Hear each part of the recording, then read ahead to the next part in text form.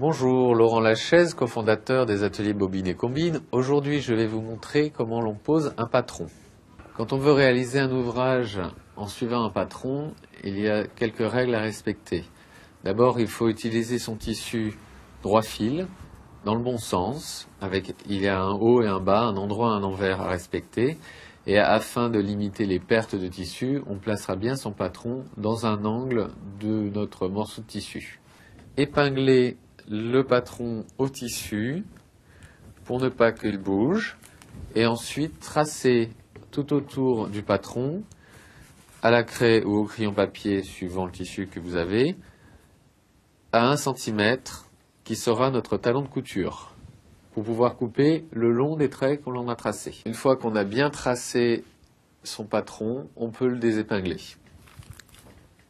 et on va pouvoir couper suivant les traits qu'on a fait. Une fois tracé et débarrassé de son patron, on va pouvoir couper notre tissu suivant les pointillés que l'on a tracés. Pour ce faire, il faut bien poser son ciseau sur la table et y aller franchement, avec la lame toujours en fond de coupe, pour pas faire de mauvaises coupes, pas hachurer le tissu. Il faut que ce soit coupé bien net, bien propre, tout le long des petits traits. Voilà, maintenant votre ouvrage est découpé suivant la forme de votre patron avec le centimètre de couture tout autour.